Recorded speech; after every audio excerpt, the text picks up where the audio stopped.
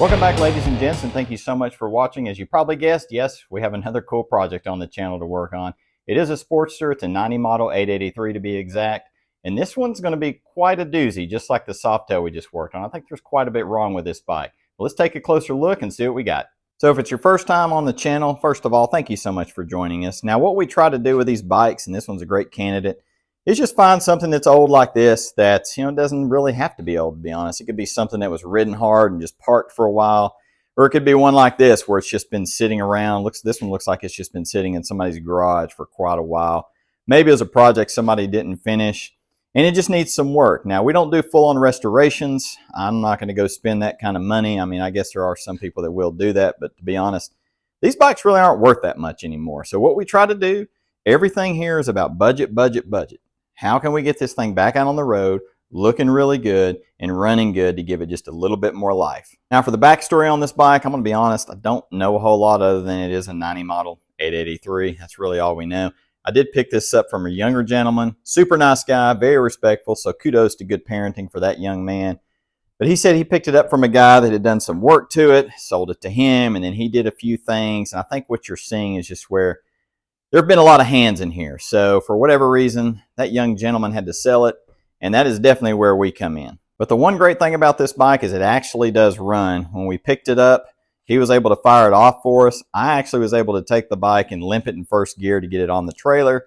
I was also able to limp it in first gear up my buddy's driveway where it's been stored. So at least we know that we got ourselves a runner. So we'll do us a walk around here on the bike. Now, all honesty, I have not really looked at a whole lot on this thing. It's been sitting in my buddy's garage for about, I don't know, maybe 4 or 5 months.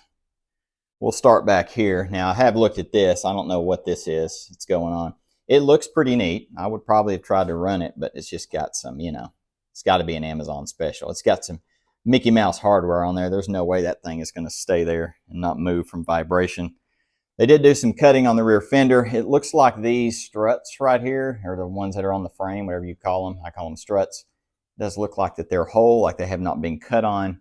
But the fender does look like it's been cut. So probably just going to take the angle grinder and do a little massaging on this to make it look a little bit better. But we'll just see as we get into it, of course.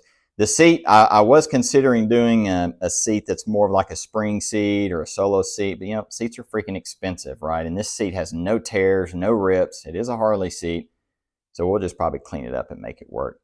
She has a chain drive. Chain's pretty rusty. I thought about, maybe I could try to get the rust off of it, but we'll probably just replace that just because it's such a critical unit. We do have the world's largest cotter pin now. It's got that going for us.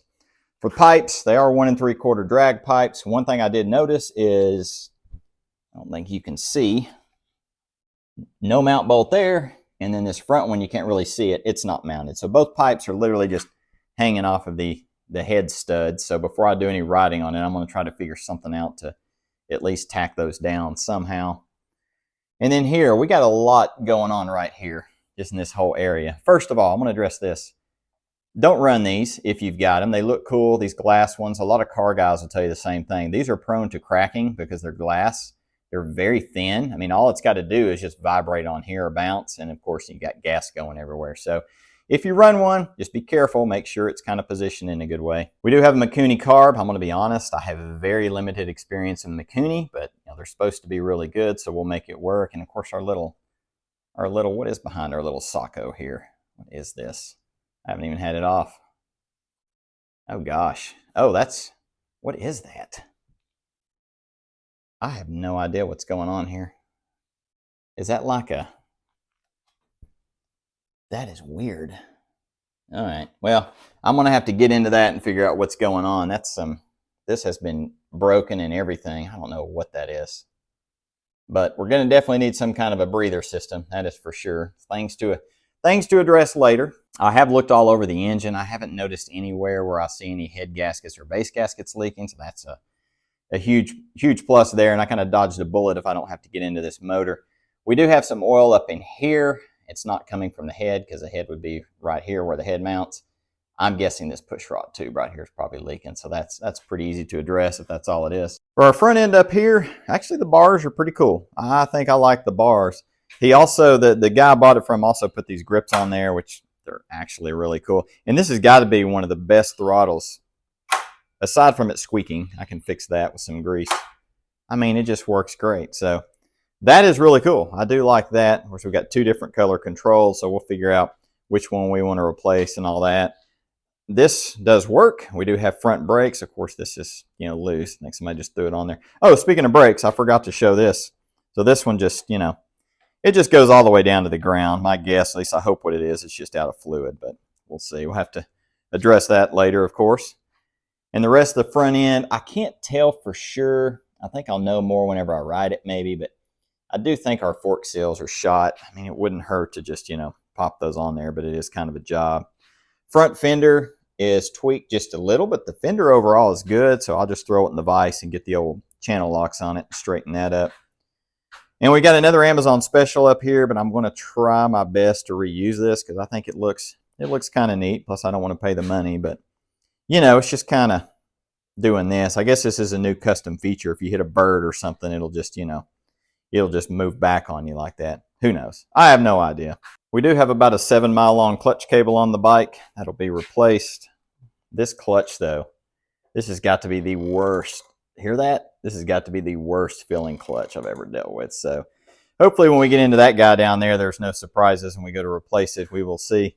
One thing I didn't mention about the gas tank. I didn't even talk about this on the other side. Aside from missing the decal over here, there's a lot going on with it. We've also got a dent up here, but it's also got a bad leak around the bung for the petcock on the other side.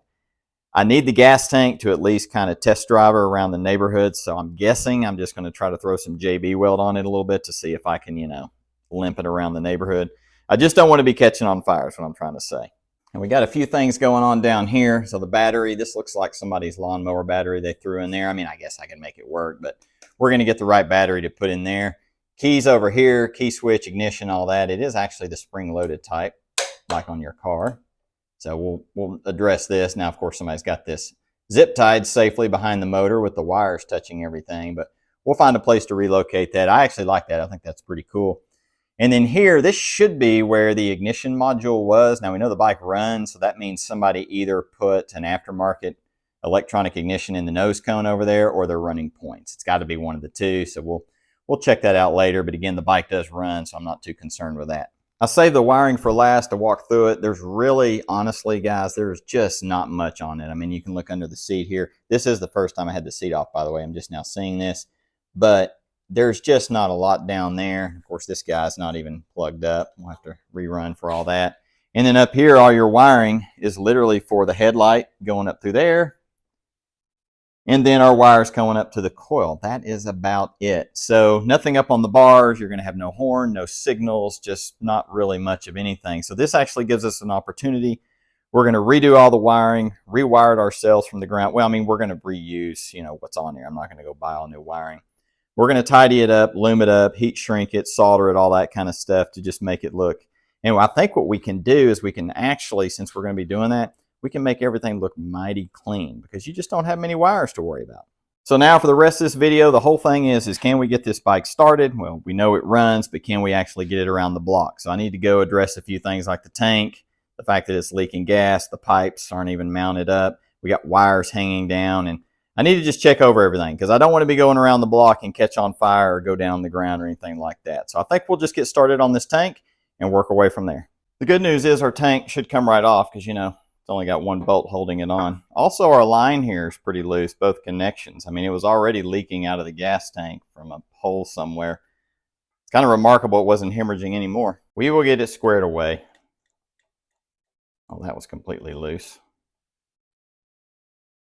It's kind of helpful, though. It means everything should come off. You know what? I should probably get something just in case. Oh, nothing. Perfect. Get our one lone gas tank bolt out. One thing I love about Sportster is you can get the tanks off pretty quick. If I could get this on there. Why is that not fitting that? And that one's too small. This can't be metric, is it? It is metric. Go figure. Off to a great start.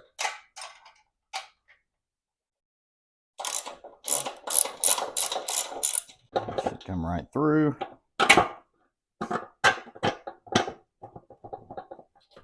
I got to make sure I don't mess up wires because I do need to run it before I fix everything.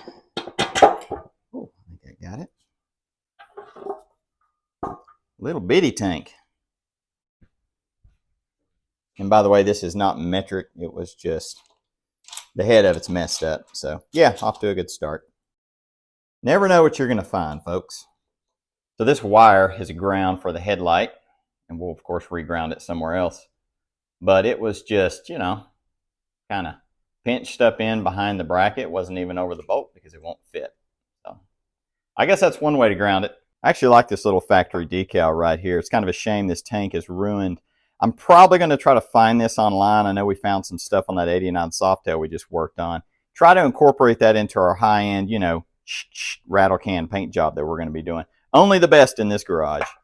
So the idea that I had for this tank, and you know, this is idea for this tank just to get us around the block, right? This tank is not going back on it. Was to just add more JB weld here, and you can see it's already got quite a bit on it. And I can even still feel where just a tiny bit of residue from gas is coming through here, even though we drained this tank months ago. I don't know if I want to fool with that or not, to be honest. And also, the petcock, I just noticed, they got JB weld down on top of the collar that kind of locks the petcock on. So I don't even know if that's going to come off, but I'm going to try because I want to keep that. But I do have another idea that I think is going to work. Let me show you. So here is my idea right here. This tank may look familiar to some of you. There was a 97 Sportster we worked on the channel. I was calling it a bobber, you know, whatever. But we actually were going to use this tank for it. It's the same color. I cleaned it out. I had everything good to go. We painted it, and it still had more rust in it than I wanted to deal with. I could have sealed it up and all that, but quite frankly, I was so done with that bike at that point. We just ordered a new one. But I should be able to throw that one on there and just get it as far as a test goes. Now, this is a rubber mount tank. The one that came off of it is solid mount, but this should work just fine once we just put our grommets in it. Actually had a full set of brand new grommets for this, so it's a win. I can use this on the actual final tank we buy.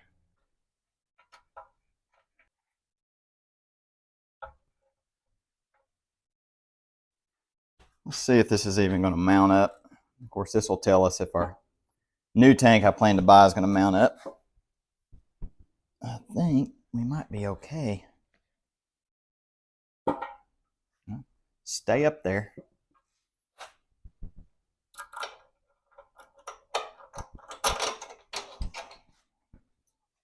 And I think we're going to be good. Oh, that's right. That coil is supposed to go in between this. Now, I'd rather get all this mounted up the way it's supposed to be to make sure it's going to work right. But this is not wanting to behave. All right, I think I've got it, and I can already tell we're going to have to do a lot of shimming on this tank.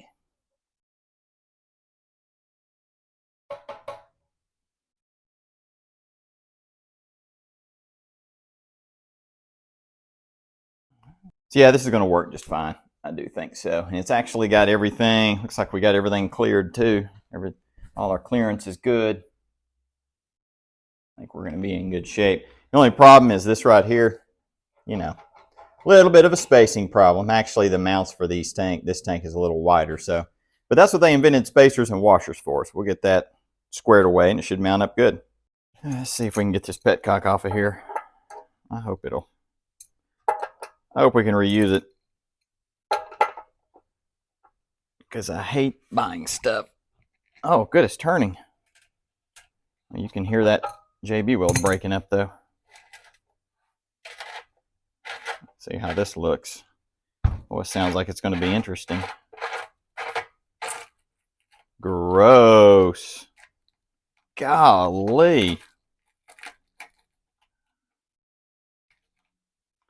If you guys can see that on camera, that is nothing but just junk. But I can clean it up. I think I can reuse on that. This thing was pretty bad. This thing needed to... This is going to be nothing but garage art at this point, this tank. What a shame. Took care of our screen with a little brake clean. Now, we will be using a new screen whenever we get the final tank, but I'm not putting a nice brand new screen in this crappy tank. And this is on the left side of the bike, whereas the other one was on the right side, the petcock. You can go on the left side, that's fine. Just make sure you got plenty of clearance. And then make sure you can get your fuel line routed. And we'll tighten this down once we get it on the bike. And we have a whopping 2 wires to clean up. Well, we're not cleaning them up, we're just trying to get them off the motor. Try to make these wires look basically hidden when we're done. That's the goal. And then our line right here that goes down to the ignition module is not even long enough. It's just going right across the front of the dang engine. So we'll figure something out to keep that off the motor when we're riding around. It should be fine for right around the block, and we'll extend it later. And let's do this one more time.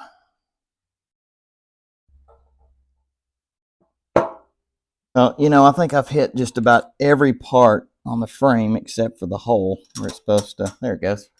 Right there when I started saying it. As I always say, just get mad at it and it magically works. And this end is on, but it's not great. It's going to take some serious redneck geometry to get this thing on this end squared away. I think this thing's going to bounce around a little bit. That'll be okay.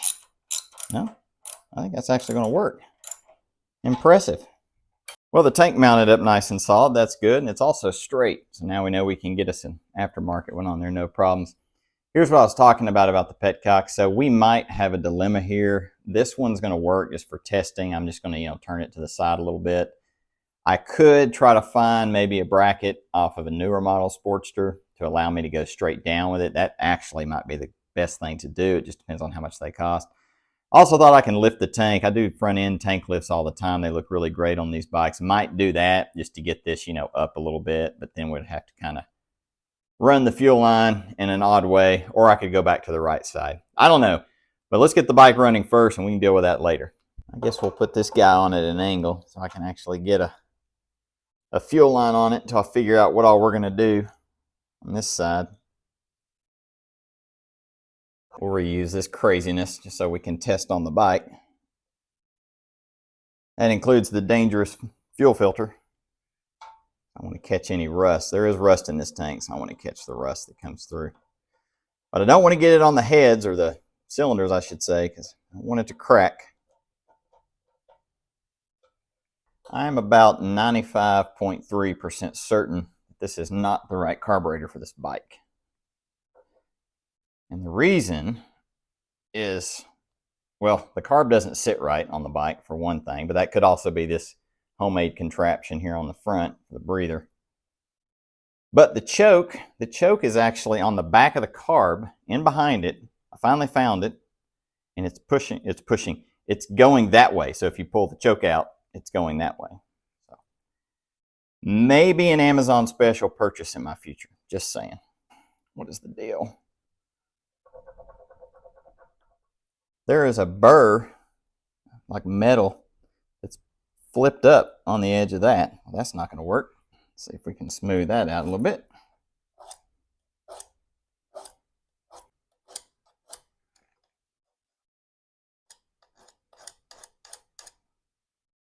Sometimes we wonder, don't we? When things happen, sometimes you just kind of scratch your head, but I'm not going to throw stones because I'm sure there's plenty of people. Somebody will probably buy this bike and see something I did and start scratching their head. I don't want a fuel leak. I know some people, it won't bother them, but not me. I don't want to be riding down the road leaking gas. There we are.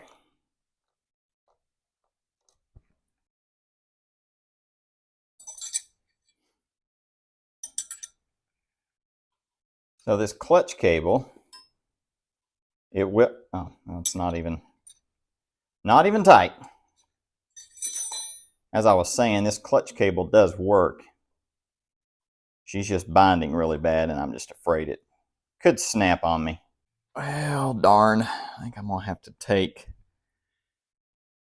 to back this off at the primary to get this off of here. So I think what I'm going to do is I'm just going to kind of take this and attach it to something. Just see if I can't get some cable lube down in there. I'm not getting into all that primary mess until we drive this thing. Not worth it. As an added bonus, we actually have a bolt sticking out on our cam cover over here. Let's see if this will go back in. I doubt it. Nope. She's locked up.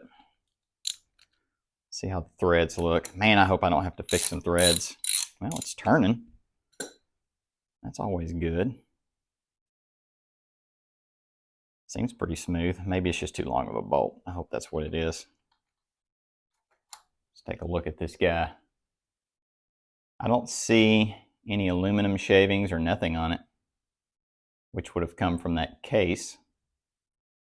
Might just be too long of a bolt. Either way, we'll just put that back in there for now. It's a later on problem for me. Let's see if we get any clutch improvement here.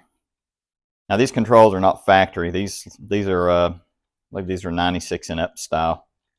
I about call them the newer ones, but 1996 isn't necessarily new. That's when you know you're getting old. When you say 96 and up, it's like new. Let's see if we got improvement. Well, it feels smoother. Man, it's still really tight. But I think this will get us around the block until we can tear into it. Well, I normally don't lift these bikes up for just a slow test ride around the block. But I think I'm hearing some noises in the wheels that I want to check first before we get her out.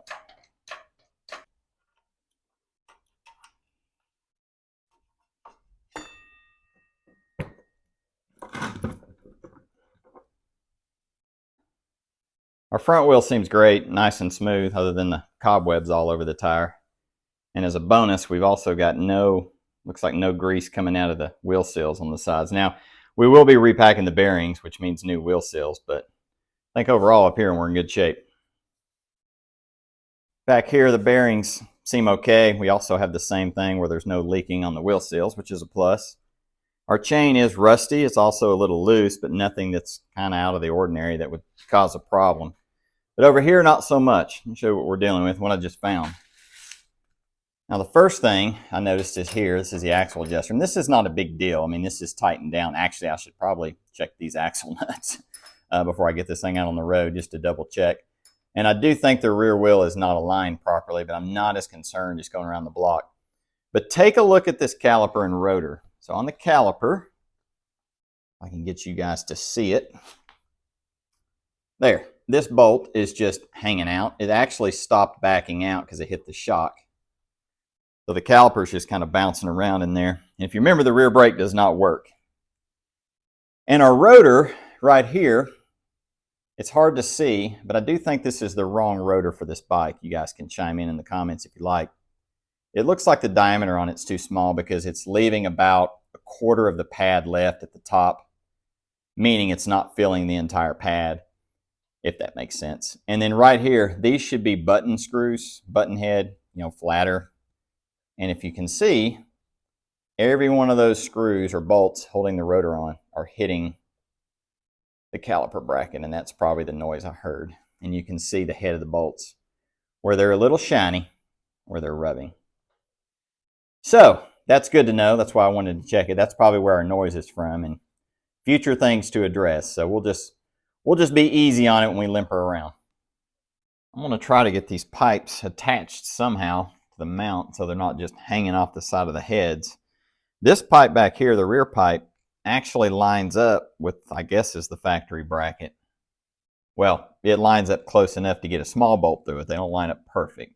I think either these are the wrong pipes for the bike or the wrong bracket. Got to be one of the two. It's something to address later. Yeah, I do think this will help some. That one was loose. And that one was loose. It's the theme of the bike. Oh, good. We have movement now. All right, now we can just crank this down just a little bit. And I think that'll do for what we need. Definitely wouldn't trust that for good, that's for sure.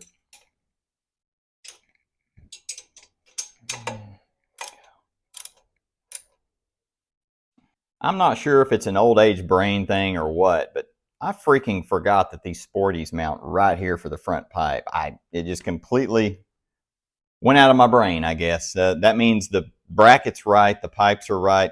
This one's off a little bit, but we can just, I can just elongate that hole a little bit and make that work. And then for this one, I'll just take a piece of 1/4 inch steel and cut it and make it work, and we should be good to go. But I'm being lazy right now, and all I want to do is just limp this thing around. So I'm going to do something that you should not do. Actually, I'm surprised I'm even showing this because it's so bad. Hey, it is metal, though. This is a metal tie. So at least it's not plastic. Oh, this is so suspect. Don't try this at home. I can even get it to work. There. Oh, that actually might work. Since all we want to do is just limp through all 4 gears, because this is a 4-speed model, and then just let it run. We're just going to be nice and easy. And I'll just keep my fingers crossed that I don't snap a stud up on those heads. Well, I think, emphasis on think, of course, that we got everything we need to give this thing a little test drive, and we'll just, pretend like the exhaust is perfectly fine. But I think it'll hold up for what we're doing. Now, I do have a few little things I need to button up first. Like, for example, this guy, I just noticed there's no bolt holding it on, so that probably would have went sailing down the road. That's perfectly fine. And there is one more thing I need to do off camera. I'm actually going to clean up this engine a little bit. Now, I don't mean clean it up like restore it. Just want to get a lot of the gunk and dirt off where, they're known to leak. Base gaskets, head gaskets, rocker boxes. That way, at least, whenever we have it outside just running a while, if there is a leak, it'll just be that much more noticeable when we can see it. I do suspect, unfortunately, the front base gasket's leaking. Man, I hope not, but we need to find out, right? So we're going to take care of that, and when we're done, we should be ready to fire it off. Well, I told a lie. We're not firing it off just yet. So I was working back here just tightening some things up, and I noticed some things that's kind of got me concerned. First of all, you can see here, now this is the mount, the actual bracket for the caliper. The caliper itself was loose. Well, it actually is still a little loose. I need to tighten on it some more. But this is loose on the axle. Now, I checked the axle nut on the other side. It is loose, so that would explain that. You can see this nut back here. It's just, she's just freely turning. That's not how it should be, but that's an easy fix. But the bigger problem that I have, or the bigger concern that I have over here, is this bracket to me does not seem like it is sitting the way it's supposed to. It's almost like maybe the spacing's off back here. I don't know. It could be a whole lot of nothing. I could be blowing this out of proportion. So we are going to torque this down to see what happens. The wheel itself spins pretty free, and it won't rock back and forth. So that's good. It doesn't feel like anything right now is binding up. So we'll do some torque on it and see what happens. But here's the bigger problem I noticed, and I hope this doesn't come back to bite me. On this wheel, I don't think you'll be able to see it on camera. It's really hard for me to even see it. There is a space, that might show up right there. There is a space right here. You can probably see where my finger is. This rotor does not sit flush on this wheel at all. Now, we know this rotor isn't the right one for this wheel. Also, these bolts aren't right. I really hope somebody didn't go in here and force all these in here and cause it to kind of bind up, because when I spin this, I can see there's a gap all the way around, and I can actually see the threads. And if those threads are boogered up on this wheel, that's gonna be kind of a bummer. You know what? I think I'm gonna actually pull. Let me pull one of those bolts and see if I can take a look at those threads. I'm guessing they're probably loose. Yep, they're moving. Look at that. Not even tight. Well, that feels, the threads feel pretty good. Let's see here. Oh, I think they're coming out. I really hope these threads aren't boogered up. I really do think somebody just threw this bike back together just to sell it. I'm not worried about it going down, driving slow as I'm going to be going, but I'm worried about breaking stuff back here that I can't fix. Notice I'm not worried about my own personal safety. That looks pretty darn good. Actually, there's no metal shavings, no aluminum on them. Let's see if we can take a look in the threads in there. I don't know if you guys can see in there or not. They look good to me. If I could get the camera lined up, well, my light's got like a strobe light effect.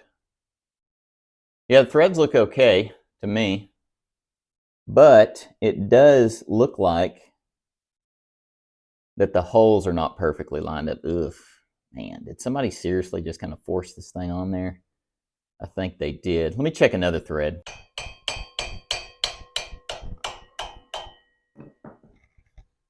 This one's also coming out pretty good. So hopefully, it almost looks like somebody realized what they were doing was wrong and just kind of stopped. I don't know why they continued on. I guess just to make the bike look complete. Not surprising. Let's see that one. That one also looks good. And same thing here. Threads actually look good. but it does look like the holes are just not perfectly lined up. So that would explain why when the rotor was going on, it just kind of bottomed out and wouldn't go down all the way. So thankfully, whoever was doing this didn't just, put the hammer down and just force them in there. So I'll probably just back all of them out just for peace of mind, but I think our wheel is going to be okay. Now, fingers crossed, this is all we need for just a simple test.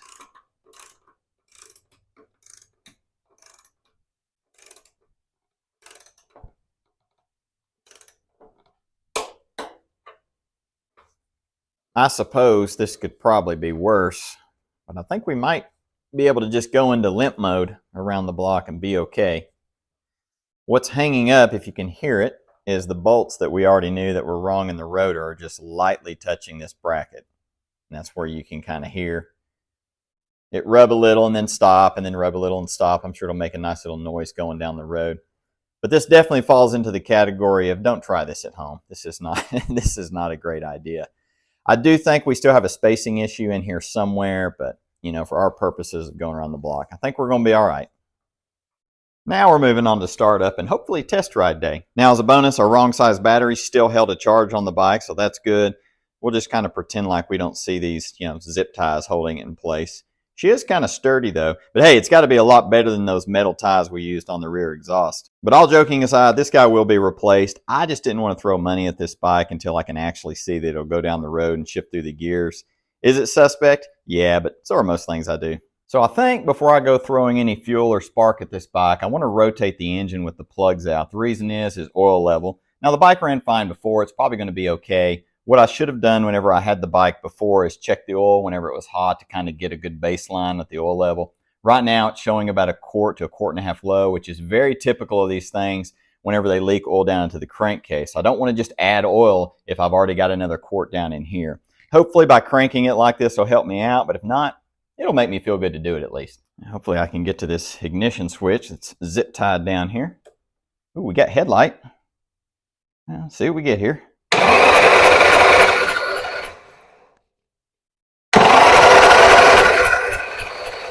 Yeah, I think we are getting some oil coming up, filling up, so that's a good sign. It's slow. These pumps aren't moving a lot with just the starter. I think we'll just fire her off. I think she'll be okay. I already changed my mind. I'm going to put about 1/2 quart in, because why not? I did put some gas in the tank. Let's see if we actually get a leak here. If I can get to this thing, gosh. Oh, there we go. We've got gas.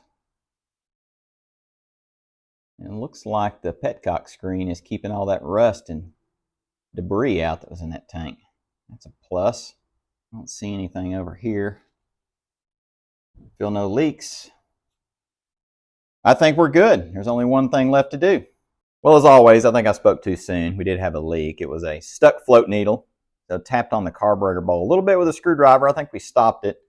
Luckily, I had this guy to add on there to just in case she wants to leak again. And as always, everything else on this bike, you just zip tie it down there on the bottom. It's actually pretty chilly out here today. That's going to be my excuse for why this doesn't start. We got gas. That's still working. Never did check to see if we have accelerator pump. Let's see here. Oh yeah, we got some. I'm not too happy about not having a breather on it, but we'll try to keep this brief. Let's see what she'll do.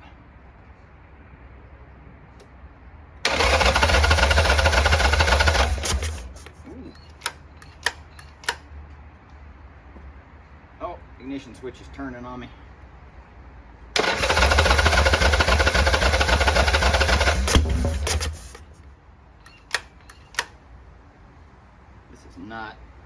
This is a problem.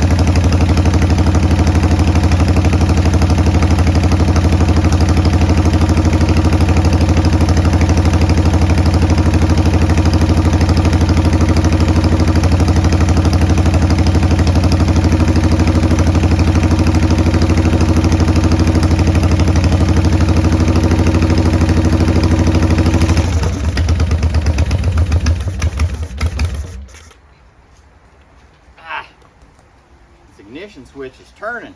I can't get a hold of it.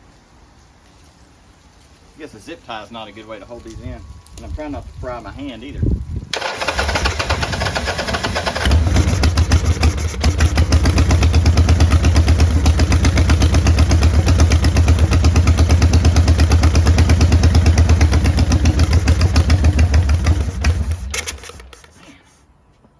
This thing is not, she's not happy.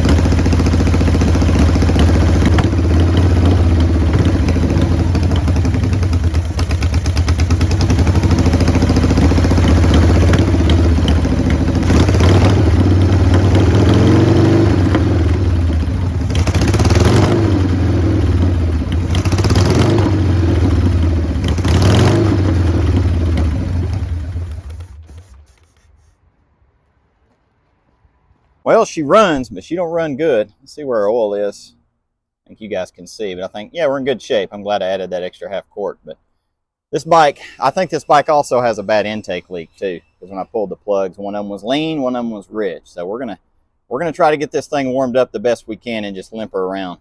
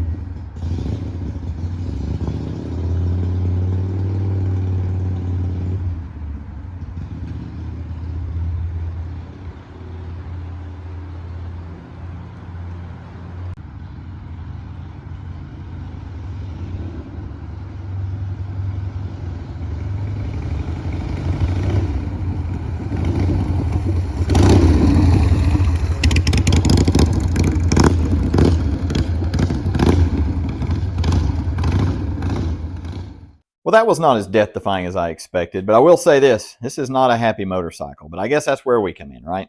So, of course, we've got some good and we've got some not so good news. So we'll go through the good first. First of all, on the engine running. Now, aside from the fact that the carburetor wasn't running very good, we'll just ignore that because we're going to be replacing on that carb. The motor actually ran. I didn't see any smoking out of it, and once I was able to get it going just a little bit down the straightaway there in the neighborhood, you know, it wasn't smoking. I didn't see any smoking in the driveway. So I think engine-wise, I think we might have us an actual runner here. I was a little nervous back here on this rear wheel just because of some of the drama we were dealing with on it, but it actually ran fine. Now, of course, I didn't get up to much of a speed. I'm sure if we got up to, 55, 60 miles an hour, it might have been a different story. But it was good enough to blast around the corner. And of course, anything I need to replace in there, it's not going to be a big deal. So we'll deal with that later on once we get that wheel pulled off. So for the not so good, and then we're going to wrap this video up. First of all, the engine. Now the engine runs, we know that. Base gasket up here is leaking, so that's unfortunate, but you know what? We're going to throw a new fresh gasket kit on it. And as a plus, because I'm trying to find the positive in this, putting a new gasket set on the top end will hopefully alleviate any other potential little leaks I might not have seen. And then the biggest problem we got is, unfortunately, with the transmission. But I think we can fix it. We're at least going to try, right? We got to try. So all 4 gears, it goes into all 4 gears. Second gear is really noisy, and fourth gear is basically neutral. So something in there is not happy. I'm hoping it's just something really simple with the shift assembly in there. But most likely, at a minimum, we're probably going to have to pull that entire transmission out. And if we do, we'll just pull her out and see what we can do to get her all fixed up. Ladies and gents, we are going to be wrapping this video up here. We definitely got us a doozy of a project on our hands with this Sportster, but I think we can get it back out on the road. I think it's going to be okay. We definitely going to be starting on that transmission next, see if we can't get that taken care of. So if you're not subscribed, don't forget to hit that subscribe button. You'll catch us future videos. And as always, I thank you guys so much for watching. We'll chat with you next time.